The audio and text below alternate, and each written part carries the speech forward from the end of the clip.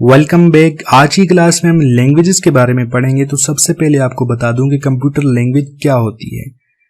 तो जैसा कि हम सब अच्छी तरह जानते हैं कि लैंग्वेज एक ऐसा जरिया है जो कि दो इंसानों के दरमियान अपना पैगाम पहुंचाने के लिए इस्तेमाल होती है।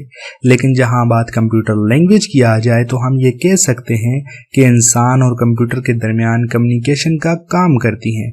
हम इसको ऐसे भी डिफाइन कर सकते हैं कि computer language is a way of communication between man and computer that tell the computer what man want.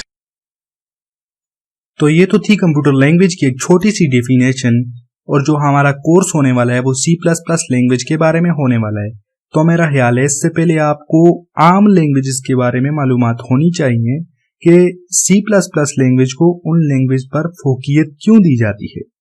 अब जो प्रोग्रामर्स होते हैं वो मुख्तलिफ किस्म की लैंग्वेज में कंप्यूटर के लिए प्रोग्राम लिखते हैं, और इनमें से कुछ लैंग्वेज में लिखा गया प्रोग्राम या कोड कंप्यूटर को आसानी से समझ आ जाता है, लेकिन बाज को समझने के लिए कंप्यूटर को एक ट्रांसलेटर की जरूरत पेश आती है।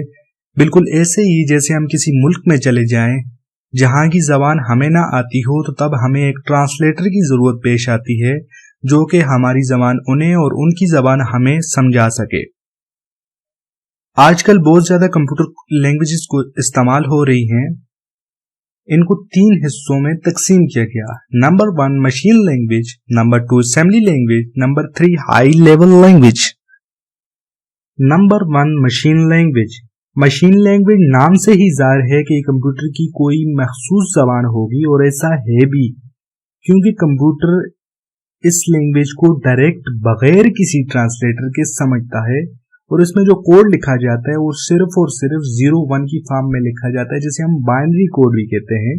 ये लैंग्वेज जो है मशीन पर इन्हिसार करती है, क्योंकि ये लैंग्वेज मशीन के हार्डवेयर के ऐन मुताबिक डिफाइन की जाती है, और जो मशीन लैंग्वेज है इंसानी दिमाग के लिए समझना बहुत ही मुश्किल है।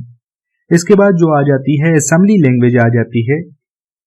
जैसे जैसे वक्त गुजरता गया कंप्यूटर में भी बहुत तरक्की होती रही, और फिर जो ज्यादातर प्रोग्रामर थे उन्होंने महसूस किया कि मशीन लैंग्वेज जो है, एक तो वो स्पीड में स्लो है, उसकी रफ्तार स्लो है, दूसरा उसको समझना मुश्किल है, वो मुश्किल जबान है। इसलिए प्रोग्रामर्स ने स्ट्रिंग नंबर्स के बजाय इंग्लिश के अल्फाबेट जो हैं वो देना शुरू कर दिए, इस्तेमाल करना शुरू कर दिए, जिनकी बुनियाद पर फिर असेंबली लैंग्वेज बनाई गई। और बाद में इस लैंग्वेज को कंप्यूटर के लिए आसान और तेज बनाने के लिए ट्रांसलेटर भी बनाया गया, जिसे हम असेंबलर कहते हैं। असेंबलर इसमें लिखा गया कोड इंसान को आसानी से समझ आ सकता है, लेकिन इसकी रफ्तार बहुत सुस्त थी, इसलिए कि पहले मशीन लैंग्वेज में कन्वर्ट किया जाता था, उसके बाद ये हमारा दिया गया टास्क या मतलूबा काम करता था। इसके बाद फिर हाई लेवल लैंग्वेज बनाई गई। इनमें एक काम आप सिर्फ एक स्टेटमेंट की मदद से परफॉर्म कर सकते हैं, या एक स्टेटमेंट में परफॉर्म कर सकते हैं। इसके लिए कि इनकी दूसरी लैंग्वेज की निस्बत स्पीड बहुत ज्यादा है, और ट्रांसलेटर प्रोग्राम जो इस लैंग्वेज को मशीन लैंग्वेज में कन्वर्ट करता है वो कंपाइलर कहलाता है। C++ लैंग्वेज भी एक हाई लेवल लैंग्वेज है जो कि तकरीबन सबसे ज्यादा पावरफुल और इस्तेमाल होने वाली लैंग्वेज है।